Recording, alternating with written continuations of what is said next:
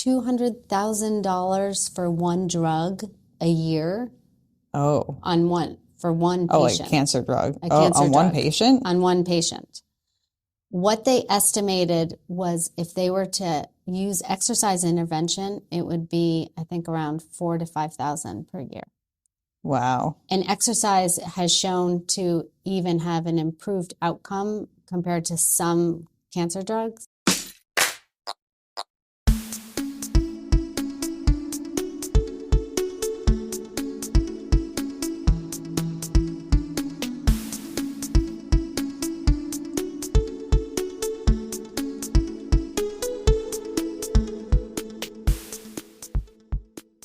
Hello, my friends, and welcome back to Runnah, running on Cape Cod, Massachusetts and beyond, and welcome back to your favorite local running community. I'm Juliana. We are back at the Falmouth Running Club office this week, and we have a lovely guest with us, who I think is going to be a very interesting guest as well, too. We have Leslie St. Amant. Did I say that right, Leslie? Yes, you did. Yes. Okay. Yes. I scared it in. Leslie is a very esteemed and educated member of our running club. She is someone who is working at Dana-Farber in their cancer center. Yes. Correct? Yes. I'll let you introduce yourself from here, but welcome to the podcast, Leslie. Oh, thank you. I'm excited to be here. So I am a lead trainer in the Dieli-Conwright Lab at Dana-Farber. So that's in the medical oncology department, division of population sciences. So we do exercise. It is a lot of words. Yeah. We do a lot of exercise intervention research with cancer patients. So I'm actually patient interfacing remotely and work with patients daily. Okay. So you have like a hybrid job. Sometimes you're going into Boston and sometimes you're doing virtual treatments with people, correct? Yes. So sometimes I'm going in for meetings more so. We do have in-person studies, but the ones that I lead 4 of them, but we all work on each other's studies. So we have multiple studies in the lab. And we all work on each other's, but then we are responsible, certain lead trainers, for the data on a number of studies. Yeah. Okay. I feel like when I think lab, and I'm sure there are other people who think this too, they think of like beakers and like all these little like chemicals kind of brewing in there. Yes. So my background is being a dietitian, and I actually work the Framingham State Food Study. Oh, nice. While I was at Framingham State getting my undergrad. And so like, I know for a fact that not every study and like lab study has like beakers and like boiling things and like chemistry, like in front of your face happening. Right. But do you want to talk about like what your lab kind of looks like? Like, what do you mean by lab? So we call it's really fascinating. So we do VO2, we have VO2 machines. We have our equipment is actually gym equipment that we use to test individuals pre-study for baseline and post-study for various data sets that we're measuring, which we can't really divulge now until a study is published. Yeah.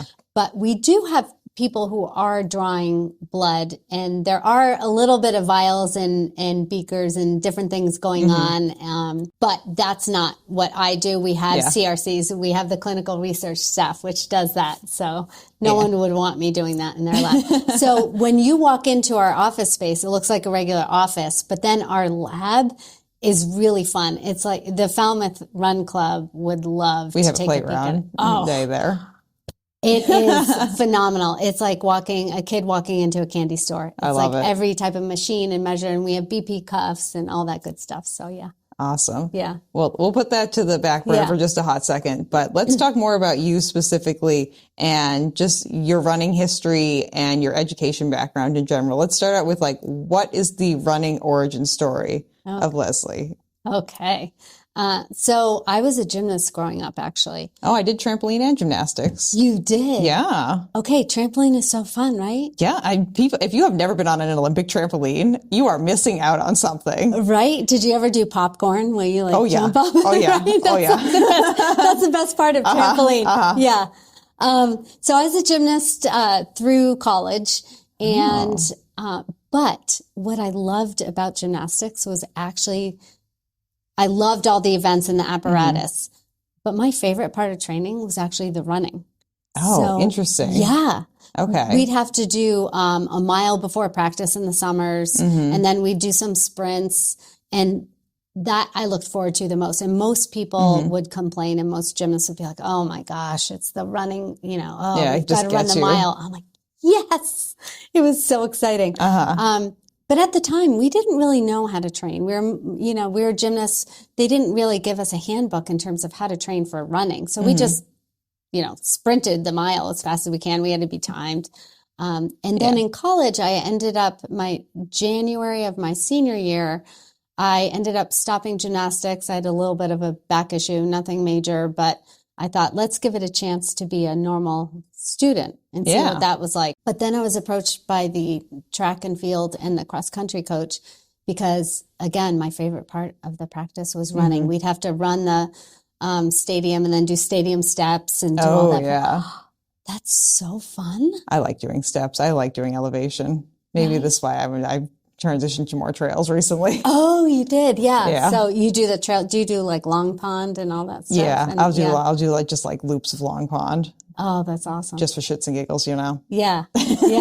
It's so fun because you have to be more diligent about your steps. Yeah. And you kind of slow it down a little bit because you can't do an all-out sprint on a trail. At least I can't. I can't. Yeah. Yeah. No, absolutely not. No. You want to get through it safely. So then my senior year, I was going to run, and then I decided to go to Mardi Gras instead with my friends, and I didn't end up running. But I love training, and I ended up running my first half marathon in 1994. Okay. And then I was a part of the Hartford Track Club for years, and I became a sub-elite runner. So that means I wasn't quite good enough to be an elite by any means. You're still very fast. I think it happened to be maybe the population sample. No, but I did. I was paid. No one has to know that. Yeah, I know. I always tell people too, I'm like, you don't have to give me context for your. I don't know. I don't really know how I qualified, but I did. And, so I had my entry paid for a variety of races, but not my transportation or hotel. So it was kind of like right on the cusp. They're the elites, like in the Manchester Road Race, I think one time the elites were up front and I was like right behind or something like that. That's how they kind of staggered us. I think various races wanted a solid field without having the elites way up front and then having everyone else behind. So they bring you guys in. They would, kind of fill. Yeah. That's a good strategy. Yeah. Just makes you feel like, the roads aren't just like open with no one there. Exactly. Yeah. So and then I started loving that feeling, as you know, of being on the open road. Yeah, it's nice. It's a nice time. And being at one with yourself and pushing yourself at times when you need to, like all the things that we as runners love, I kind of fell in love with. Do you have a distance that you prefer? Like what's your favorite distance? I think my favorite distance is a half. It's a good distance. Yeah. You can like run one and you're not dead. Yeah. It's a nice time. And I think like a marathon takes so much time for training. It takes a lot of time to train for a marathon. Yeah. I agree with that. And it kind of impacts your life and your lifestyle. Whereas I think a lot of runners can wake up and do a half if they want without you could finish. A lot of Falmouth Run Club members Most of us could finish it. It might not all be pretty, but we could finish. Right. Yeah, exactly. For sure. Yeah. And I think the amount of time, so this is my logic, and I don't know if this works with people, but a 5K is so fast. So you do everything the night before, you have to get to the location. You're doing everything you would normally do for a half marathon or a marathon. But then the race is over so quickly. You're like, wait, I did all that. I drove here. I did this. I did that. This is why I don't drive anywhere for 5Ks because I finished the transportation, not even including signing up, planning, all these other things. I'm like, I put in so much time into this. Why did I do that to run for 20, 25, 30 minutes? Whatever. Right. So in a 5K, I'd rather just walk out my door if I'm going to run a 5K and just But so I love the halves and the marathons. I like just because it's a feat. It's an accomplishment. Yeah, it's challenging. Yeah. I agree. Okay. Nice. Yeah. And so your current role that you have right now, what led you to be in that role specifically? What is your educational background? Yeah. Talk about that a little bit. So I had an interest. So I was psychology, Spanish, and kinesiology in college. So kinesiology is human movement and sport. We study exercise, phys, sports and nutrition, all that good stuff. I left college to go into insurance short term because I was going to go to grad school. Okay. And I ended up loving insurance, staying there for a while. And then 9/11 happened. Oh. And I quit the next day. And I said, okay, what can I do to make the biggest impact? And where do I want, what's that path look like? Yeah. And I always trained on the side. So I became American College of Sports Medicine personal trainer. Yep. Then the American Cancer Society and the ACSM developed a license for professionals in 2007 to work with cancer patients. Oh, okay. And so they created this license because they wanted seasoned individuals and experienced individuals. I was a stop Pilates instructor, reformer, mat, bar, etc. And I took that exam, and then that led me into exercise oncology, which it's called now. And it didn't. We were cancer exercise trainers at the time. I think now we're cancer exercise specialist or exercise oncology specialist. There's a lot of words going on here. There's a lot of words. And so we're kind of in this nebulous spot right now because there's a new society called the International Society of Exercise Oncology, which was just formed in June. Oh, so brand new. Brand new. Okay. But the discipline has been around since 2007, I think. Yeah. But people started researching in the 90s and the early 2000s. It's just taken a long time. So a lot of doctors in the industry say if this were a pill, exercise would have been prescribed for cancer patients a long time ago. 20 years ago. Yeah. Well, you and I both know that exercise, generally speaking, for most people is a beneficial thing. Yes. So it definitely makes sense to me. Why would we not like increase the strength of our systems that are being put to the test right now? Exactly. And I think the Falmouth Run Club community, I don't need to preach to the choir. I think many members know the benefits of exercise. It's really just from a public health perspective to disseminate information that can be used for your friends, for your family, for those with chronic diseases and cancer, to tell them there is now the challenge study, which was the first randomized controlled trial in phase 3 that proved that exercise is beneficial for patient outcomes and for survival. Okay. That's fabulous. Yeah. And I think that knowledge, concrete data for our friends and family who may not be exercising is just imperative to have in your back pocket. You can say, look, this is, because they'll say, oh my gosh, I can't believe you're running. It's 20 degrees out. What are you doing? That's exactly what I was thinking. I was thinking those people who are like, running is bad for your knees. This is information to send to them and let them know, like, no, not running is bad for your knees because you're probably going to be the one getting a knee replacement and not me for like non-genetic reasons, you know? Yeah, exactly. So you're spot on. It's working through the joints and getting, increasing bone density, but exercise in terms of what what the challenge study showed is it reduced the side effects of treatment and the cancer itself. So cancer-related fatigue and anxiety and depression and sleep disorders and neuropathy, lymphedema. All makes sense to me. Right? Right. Makes a lot of, but there are those people out there who like, they've just never really felt personally the benefit of exercise. Like it's just never been part of their life. Maybe this is some leverage you can use to either shut them up for a little bit and tell them to like take their knees somewhere else. Or maybe take those knees outside and go do something physical, Right. And you're in this world, so you're used to seeing people of all shapes and sizes and fitness strengths and abilities. Yeah, and different types of things they do to stay fit, too. It's not just running. It's not just, I mean, I had this conversation with many people after I ran my first 50K, and people were like, we need to talk about that. I did a 50-miler attempt like a month ago, too. No way. Yeah, I might be doing a 30-hour race in the fall. No way. So, where is that? It's in New Hampshire. Okay. It's Ghost Train. It's a pretty well-attended race, but I'm going to run 50 miles. Can we do like virtual? Can we like film you and like cheer you on? I'm trying to work with another podcast actually to maybe have them come and do like a little like check in with me the entire time. So yeah, how fun would that be to like see her live? Yeah, that's what we want to do. Yeah, that'd be fun. But a lot of people have been like, "Oh, I wish I could run that far," and my response to that has been, "You don't have to."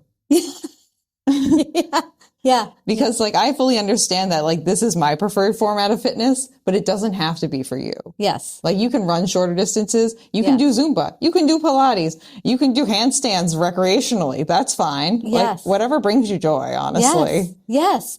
And that's what we try to promote too. And in talking about exercise as medicine is the best form of exercise is the one you're going to comply with and you enjoy. You're going to come back to. Yes. Yeah. Yeah. And you're so right. And the challenge study was actually a supervised exercise group that walked. So walking is beneficial and it's free and you don't necessarily need to employ an exercise oncology specialist. Mm-hmm. You can go out and walk anywhere you want. If you're traveling, you know, as long as you're safe, you wear reflective gear and you don't walk alone at night. All that good we stuff. follow basic safety precautions that people should be following anyway. Yes, exactly. Regardless. Yes. Yeah, no, I think it's that just approaching people in a way that makes exercise seems more approachable to them as well too, I think is really, really, really valuable. Exactly. Let's get into some of the specifics about the challenge study, because I know you have some slides that if there are some slides that are mentioned in this episode, they will be put up on the screen for you to view. If you're listening to the audio version of this, head on over to the YouTube video so you can see these slides. But yeah, there you go. Yeah. You're just a wealth of knowledge. We'll get to, I'm just stating the obvious. So that way anyone who's listening knows what's going on. Okay, perfect. So the challenge study was in Australia and Canada primarily, and it consisted of 889 patients split into control and the exercise arms. Mm-hmm. So the exercise arms, as I said before, was the supervised exercise group. The reason why this is so monumental is not only the number of individuals that completed the 3-year intervention. They probably continued doing that afterwards. And I think there's a follow-up too with that too. But also the length of the study. They started recruiting in 2009. Okay. And their last patient was recruited in 2024. Really? Yes. That's wild. Right? That's a really long time. That's a really long time frame from a study to even take place in. Yes. And that's a really long time to still be like actively recruiting other participants as well too. And like also it sounds like in a pretty successful manner. Yes. For the most part. Yeah. So in over the 3 years, they had a decreasing number of people who adhered or complied, but not that much. So year 1 was 83%, year 2 was 68%, and year 3 was 63%. This is the percentage of people who are sticking with the program, correct? Not the attrition rate. Right. So that's, that was the adherence.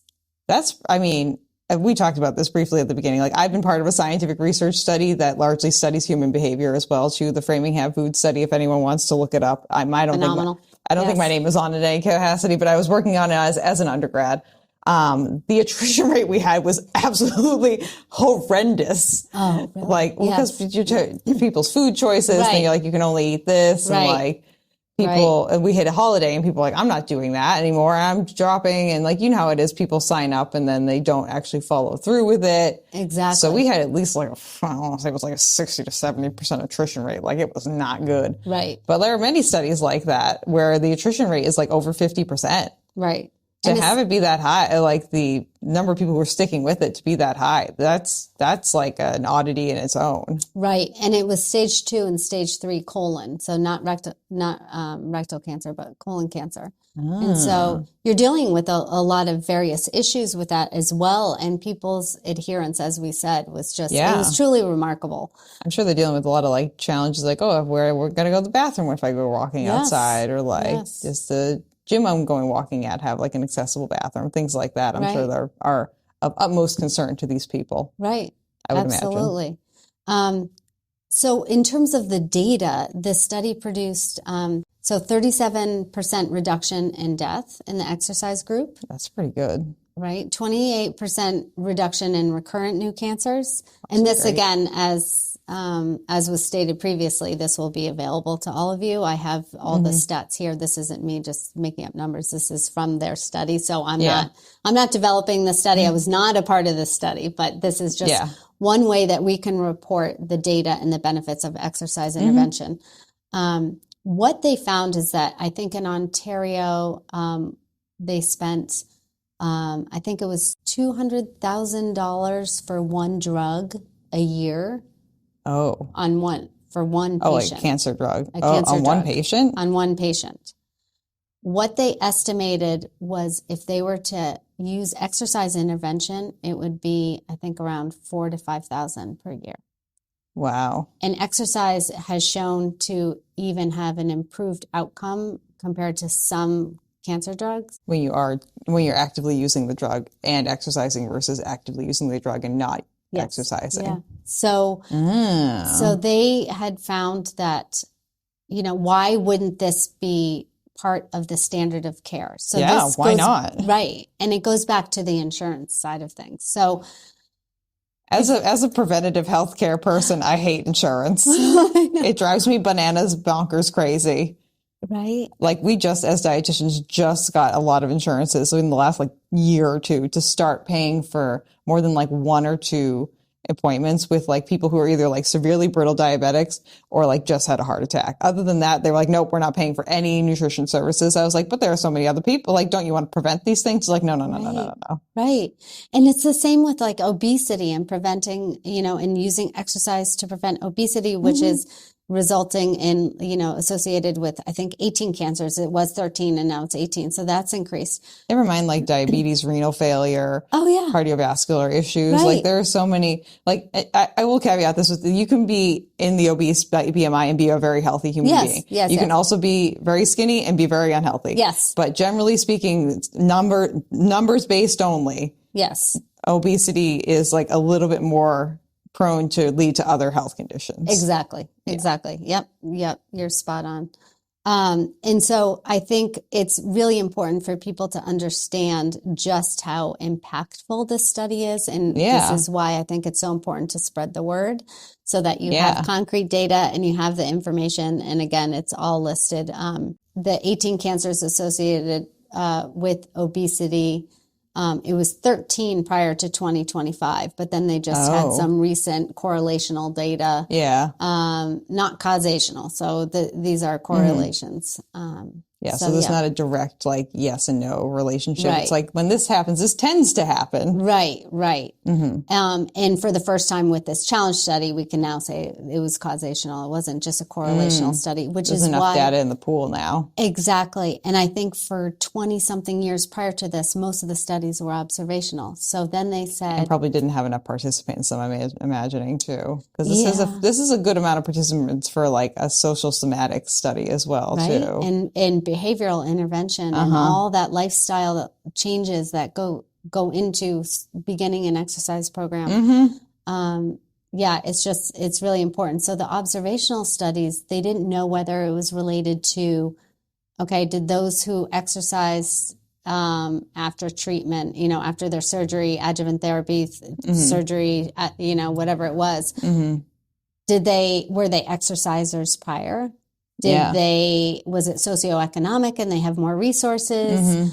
Did they have an improved diet and they tend to be healthy in general? So there are so many factors that they couldn't weed out to say it was causational, even though behind the scenes we're it's causational, but you can't say we that. Know it's true. I think a lot of people who've never done any kind of scientific research also don't realize how many numbers and how much information you have to have before you can say something is an actual cause of something. Yes. And also the fact that like you mentioned, your society is brand new. This is such a new branch of science. Yes. I feel at such an advantage with the dietitian stuff because they really only started out in the 50s and it was kind of shoddy then too. So we've really only had 30 or 40 years worth of okay nutrition science, and people are well, why don't we have more definitive answers? And why does the pyramid keep changing? I'm 1, politics, 2, money, 3, science is not super deep in this quite yet. But you have to have so much information. And also too, a lot of the studies that were done prior to even 2010 were just all on straight white guys. Yeah. So there's not really any information for us ladies out there either. So there are a few researchers that were and are still pioneers, like Dr. Melinda Irwin out of Yale. She's a professor of epidemiology at Yale, and there's Katie Schmitz out of University of Pittsburgh, and there's Dr. Campbell, and all these individuals who kind of started this with breast cancer, looking at lymphedema, looking at exercise intervention in breast cancer patients, and ovarian, et cetera. And they kind of set the stage for rolling this forward and kind of really bringing this International Society of Exercise Oncology together so that exercise oncologists are part of the standard of care, as we said, for insurance. So when you meet with your oncologist and you have your PA and your oncologist and your nutritionist, and you should have an exercise oncology specialist there with you, and it should be paid for. It shouldn't be a private cost. No, not at all. And physical therapy is phenomenal, but that's also limited. They say, okay, you can have 8 sessions. And then you're released into the world as a cancer patient. They're like, you don't need to move anymore. It's like, no.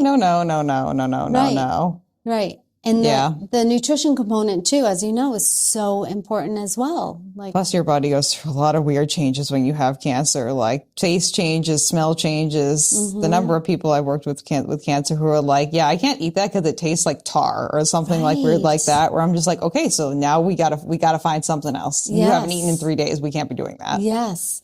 And the radiation, you can have that metallic taste in your mouth, or you can go through that. And Dana-Farber has a nutrition consortium, which I'm sure is fabulous. Yeah, and they did a study with cancer patients and chefs, and they tested foods to see what people gravitated towards. And they have a cookbook out, and I think it's like $25 maybe. Yeah. But it has recipes in there, and they could say, okay, if you need more protein, or if you need to put on weight, if you have cachexia or whatever it is, as you know.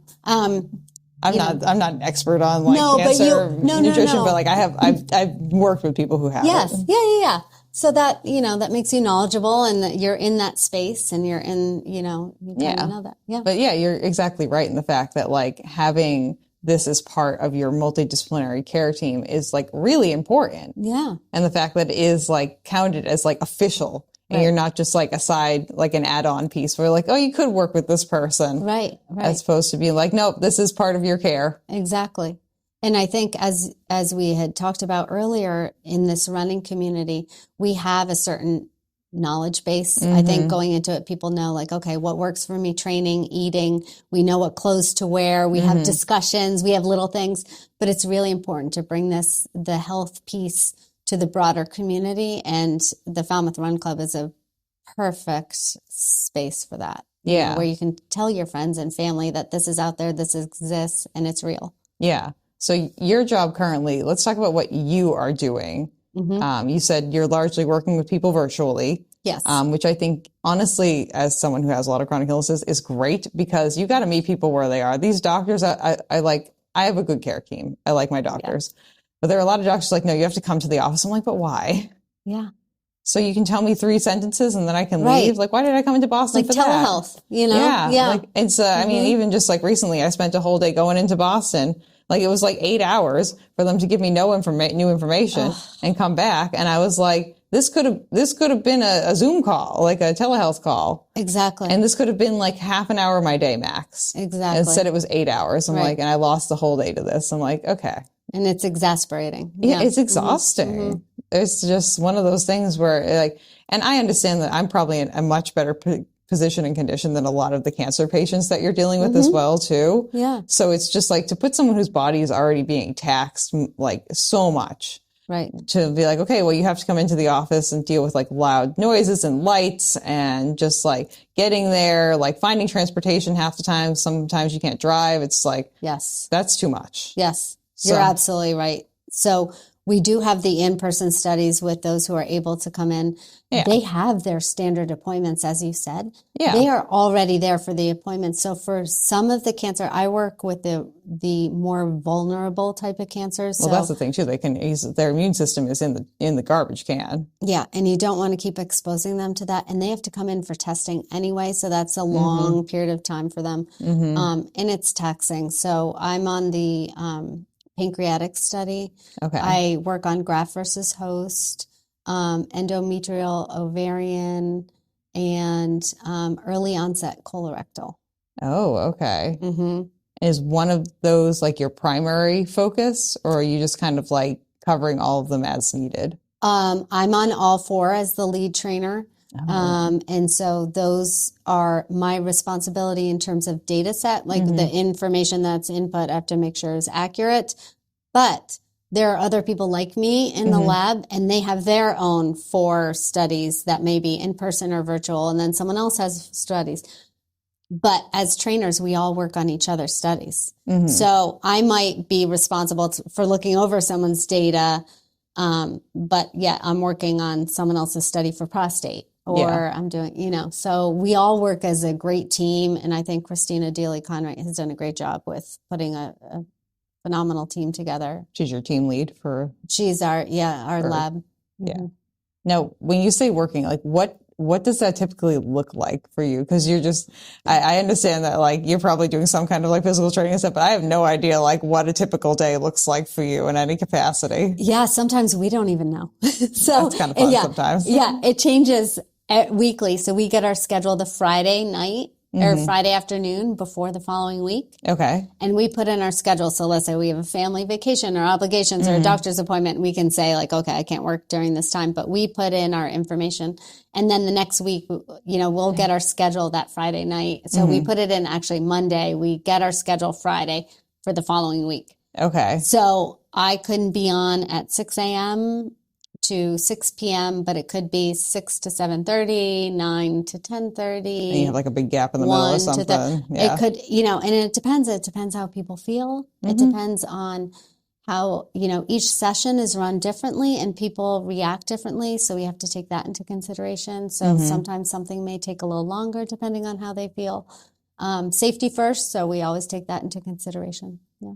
Now, when you're starting with a new patient, say someone is like introduced to your study, what is like the standard protocol and procedure, and what are some like standardized interventions that like if I showed up and I was like, hey, I meet the cancer diagnosis requirements and all the other like basic requirements for this study, I would like to be part of this, help me out. What are you going to do with me?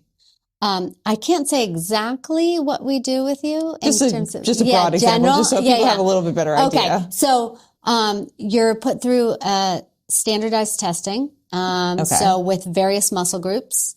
And is that done at the Boston office? It's done at the hospital at Dana-Farber. Okay. And then, there are a series of questions and you answer certain things and then you're randomized. So you're tested, but you're not necessarily guaranteed whether you're getting an exercise group or the control group. Okay. Yeah. And then, that must be kind of odd because that's like, it's not like a medication where like you are in the control group and you still get the sugar pill and you're not really aware if you have it or not until like probably like a week or two later. But this is something that's very obvious that you did not, you were not like chosen for, because all of a sudden they're like, yeah, well, I guess you're just kind of hanging out. Yes. Or you're on your own. Yes. Figure it out. Yes. And each study is different in that regard with what the control group means. So then we have that information after testing, and then then they're enrolled on my study, and we do orientations and we introduce them to various things. And then those things continue for a certain period of time, depending on the study. And then they test out, and then they're followed for a certain period of time post-study. So until those studies are actually released in public, we can't divulge the data set or too much information, which is why this challenge study is so great for us, because we can use it as a platform to say, this really works. Like it's just amazing. Yeah. Now, when you're working with, if you can say, you're working with your patients, is there like one intervention or like a couple of interventions that you found to be like the most helpful, just like overall? And this can even be like across the studies you worked on, like, walking is like something that people really seem to respond to, or like, you know what, when I do like yoga with people, it's really good. Like anything across the board that you found like is beneficial that maybe our viewers and listeners might like to incorporate into their daily routines. So I actually work privately too, so I can speak to what I do with people privately. Yeah, we can talk about that not too. on study. Of course. I think walking is one of the best things you can do as an individual with a chronic disease or an illness. It's controllable. You can time it by 20 minutes and back. You can do 5-minute intervals. You can do whatever it is that you want to work with. You can do hills. You can vary it. It's very scenic. You can do it on a treadmill. That's great. I think for diseases like a Parkinson's, getting on a reformer with controlled guided cables. You have your feet in the straps. You have controlled arm movements with circles. You're guided. That's phenomenal. I've started doing some of that at my PT office. Oh, you recently. did? Yeah. How did you like it? I think it's been helpful for sure. Yeah. So doing a lot of reformer stuff. Yeah, it's different. It works with smaller muscle groups. So you start shaking, and when you're doing it, you're like, sometimes people say like, oh, I don't feel it. I'm not sweating. I'm not. And then afterwards they realize how impactful it was. Yeah. Yeah. It's those I've definitely unlocked some of those like micro muscles that have like been like kind of cramping up a little bit. Yeah. So yeah, it's kind of fun when you discover those, and then your deep abdominal muscles and all that fun stuff. Yeah, I've done pelvic floor therapy too. So good. I'm very good at Kegel. Oh, awesome. So she's your new spokesperson for Fly. This is great. Honestly, if there's some kind of physical therapy, I've probably done it at some point. Yeah. But it's definitely beneficial. So walking, you found, and the reformer has been really helpful for people. Yeah, reformer, Pilates mat, and resistance training. Yeah. Strength training. I think those that I see privately doing strength training, especially when, they're going through treatment and their muscles are so taxed already, they're fatigued. It seems counterintuitive that exercise gives you energy because you're expending energy. Yeah, until you actually experience that. And then you're like, oh, they weren't lying to me. Right. It's like a little gift, and it keeps on giving. And that's what, we know to be true based on the challenge study and other stuff. And privately, I see that. So yeah. I'm that person too who I love to hit rock bottom because I know it's only up from there. And there's one point in every one of my training cycles where I can I feel myself physically hit rock bottom, and then I know for a fact that I'm going to finish whatever the race is because I'm like, no, I got through that. Yeah. Yeah. And that your body's going to if you treat it correctly, it's going to rebound, and it's going to be like, oh yeah, no, I have that level of fitness. Yeah. And it's kind of addicting a little bit, Yeah, it is. It's really addicting. So one of the things I did is I was a running coach for the CCFA, which is the Crohn's and Colitis Foundation. Oh, okay. And seeing them, in terms of inspirational groups like cancer, yes, chronic disease, yes, and then the Crohn's and Colitis individuals. These are my people. They couch to 13, to 13.1. And they did it. And to see them reap the benefits of exercise when they were basically immobile, not, they weren't moving, they were deconditioned. And a lot of them said, there's no way I can run a half marathon. Probably terrified about shit in their pants. Right. They had the most porta potties on the course. This is my favorite. Right. I have irritable bowel disease, constipation. I'll show you my scar afterwards. It's a fun scar. Oh yeah. I got a colon resection. I didn't choose to have the colon resection, but we had it, and it's done, and it's been better now.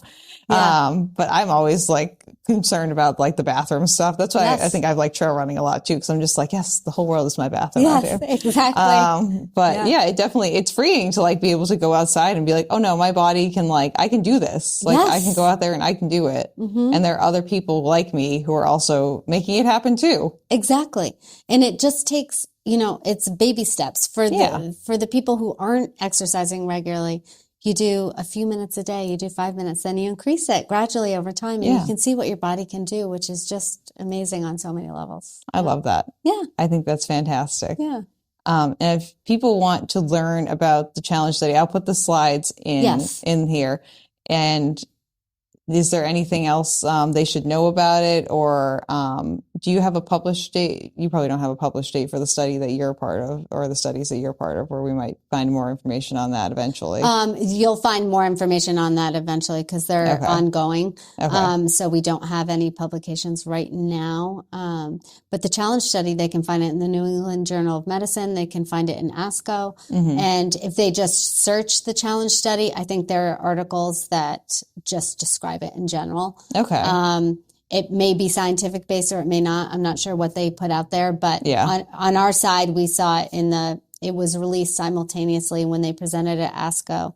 It was released to the public at the same time, which is one of the first times they've done that. So that's great. Yeah, it's kind of exciting in a nerdy way. But yeah, I love it. I'm yay, data. Now, if you want to leave something with our viewers and our listeners and our friends, what's like one thing you would like everyone, or maybe two things if you'd like to, take away from this and what you said to everyone? I would say exercise is medicine. Tell your friends, tell your family, tell them there's concrete data out there to support it. Take your time, take baby steps, find something that you enjoy and you love. And you can create your community around exercise that you like. Yeah, like the Falmouth Run Club. Yeah, like the Falmouth Running Club, and we're always welcoming new members. Yes. So you can always join. I think it's $20 for an individual and $25 for a family. Yeah. You can't beat it. Yeah, literally. And we've reached the point where we have like something, I think, every single day of the week now, because they're starting the long run thing on Saturdays. Oh, right. Now. I just read that. I was so excited. Dan's starting long runs, which is fantastic. Yeah. Who is a man who refuses to be on this show? Dan. Oh, we'll get him. Dan. I don't know who Dan is, but we will find him and get him. Dan is camera shy. That's why he doesn't like that. Yeah. Which is fine. I know. I didn't know this was camera. I thought it was verbal. So this is like, it's all good. Yeah. It's all good. Yeah. We match. Yeah. We're twins today. But yeah, I think that's fantastic. Thank you so much for sharing all that information as well, too. I'm so happy to be here. Oh yeah. We'll wrap up today with the segment I mentioned at the beginning. What shoe do you choose to use? And we can talk about your favorite shoe right now, the Glycerin Max. Yes. Okay. So we had this discussion earlier. I think I started with 1080s and then I moved to Nike, Xfinity, something. Yeah, the Flyknit. And it was like running on I don't want to badmouth Nike though, but it was like running. I'm not a big Nike fan. I feel like they're an overhyped brand, to be 100% honest. They have a few like bangers out there, but they've definitely benefited from being like the big kid on the block. Yeah. And intimidating the other brands for a very long period of time. Yeah. And I don't know too much about it other than the fact that after trying these, I went back to the Nike I was like, you know how you rotate your shoes. I'm like, let's try it. I put them on. I'm like, oh my gosh, it's like running on pebbles and concrete. I was like, what am I doing? And I put the glycerins on and holy smokes, it's like running on marshmallows. And I thought I was going to feel like I was on a platform or wearing wedges and I would like topple over. But then you get your stride, you get it down, and it's like. There are some scientists who have worked on those shoes as well, too. Well, they did their job. They did it really well. That's been a very popular shoe, too. Yeah. So it's clearly they're doing something right. Yeah, my daughter introduced me to them, actually. She ran the Cape Cod Marathon. And oh, did she? She did. Yeah, it's her first marathon, and she chose this one. Yay! That means I probably announced her name or something. You probably did. Yeah. I would say, and for those out there, I think watching your child finish a race is 10 times more exciting and feels 10 times more thrilling than any race you've ever done. And being the person who's stationed at the finish line announcing names, like the number of parents I've seen cry and then me cry in succession after that is like not okay. In the best way possible. Like I'm just like a highly empathetic human too. And like, even I was looking back at the pictures that our photographer Ryan took, and he's a wedding photographer, so he's very good at capturing moments. And so he captured a lot of moments of parents like hugging their kids or like the kids like seeing their parent and like getting like that kind of like flip book of the moment happening. And I was just crying my eyes out. I was like, this is so beautiful. It was amazing. Yeah, it was lovely. And she ran with friends too. And then we walked home. We live, down the street. So we walked home and it was great. Oh, that's perfect. Yeah. I love that so much. But I love these. We love the Glycerin Max. Are you training for any races or anything right now? So I am now, I think, more a runner for life. So I do the mental health runner. Yeah, I do Falmouth Road Race. And I've kind of stopped entering a lot of halves and fulls. I love Boston. I love New York. I love San Fran. I love all those races. But, I'm starting to slow down race entries a little bit. And if one of the kids says that they want to run with me on a marathon, I might do it again. Have you run New York? Yes. Okay. I was going to say, that's a good race to like, if you have one last marathon left in you, New York is the last marathon you want to do. I think that's how you go out with a bang. There's nothing like the cheers and everything running through the beer. Being from Boston, it's hard not to love Boston, but you're not really in Boston the entire time. Like you're in New York the entire time. And literally, like scientifically and data speaking, you can't beat the crowds from New York. Like they have decibels. They have broken like literally like people like per capita like records at that course. Yeah. With the spectators. Yeah. Not even, they reclaimed the world's largest marathon record again this year for participants. Yeah. And then like there have to be at least 300,000 spectators. It's amazing. And they're stacked. They're like 10 people deep. And there are certain points where the crowd comes out into the course so much that like the runners start bottlenecking because there's too many spectators. Yeah. And their signs are phenomenal. And it's really a remarkable race. It's a party the entire way. Yeah. The only sad thing is when you finish and then you have to walk like 100 miles to get out to exit. I want my poncho.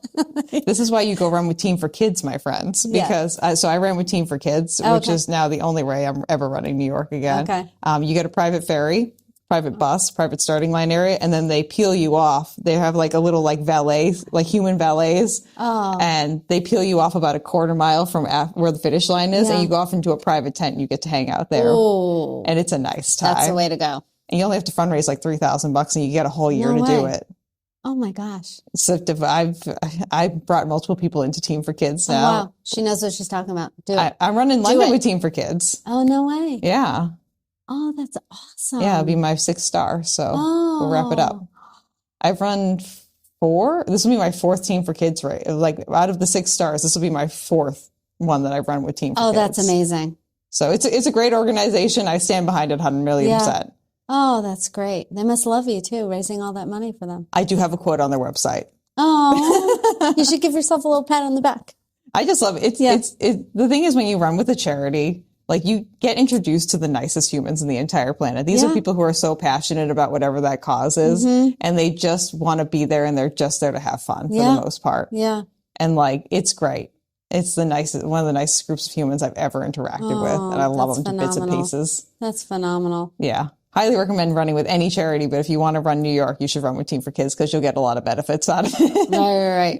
And the Cape Wellness Collaborative, they're part of the Falmouth Road Race too. Yeah. They're a charity you can join. DFCI, Dana-Farber, all sorts of things for the Falmouth. Yeah, and even the Falmouth Road Race. Yeah. Like if you join a charity for the Falmouth Road Race, you get treated like a king or a queen a lot of the times because these organizations will get like private buses. They'll get like people to treat you just like so nice. Yeah. I think running with a charity is a great way. If you have the capacity to fundraise and run the race, it's a fabulous way to run a race. 10 out of 10 recommend. And I will continue to run with Team for Kids even after I get my 6 stars. So that's phenomenal. I love them to bits and pieces. They're wonderful. Yay. Yeah. Okay. Well, Leslie, thank you so much for being here. You're welcome. You're welcome. If people want to find out more information about you, do you have like a website for your personal training? Do you have anything like that? I do. I have a website. I don't check the email side of that very often. My email is lsta2222@gmail.com. Mm-hmm. My website is livingwithleslielifeafter50.com. So I have a lot of training tips and kind of women over 50 tips.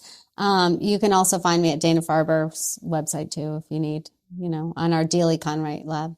I'll put the links down below for the episodes for the video She's and the audio. She's the tech-savvy individual of this duo. And the Cape Cod Marathon as well, too. If there's ever a tech issue, Jack and Kathy are like, Juliana! I'm like, yes, I'm coming. Oh, yeah. You can get right on it. And usually, most of the time I can fix it. Sometimes I can't, but we try our best, Yeah. But this was so nice to have you. Yeah, thank you. Thank you. It was great to be here, and I love the Falmouth Run Club space. So yeah, we have a good office. Oh, it's phenomenal. We have a great office. Mm-hmm. Okay, friends, and that'll wrap up today's episode. If you want to listen, if you want to get in contact with me over here, that's at runnapod@gmail.com. I do check the email, and runnapod on Instagram. And we'll see you guys next time. Bye. That was really nice, Leslie. Nice job. Great job. You did it. You did great. Thank you for listening to this episode of Runnah. This podcast is edited, hosted, and produced by me, Juliana Coughlin. Brought to you in part by the Falmouth Running Club and the Falmouth Community TV station. If you'd like to connect with us, you can find us on Instagram and on TikTok at runnapod. And you can send us an email at runnapod@gmail.com. And our original theme music was brought to you by the one and the only wonderful Jeffrey Hutton. And keep up the great work. I'm proud of you.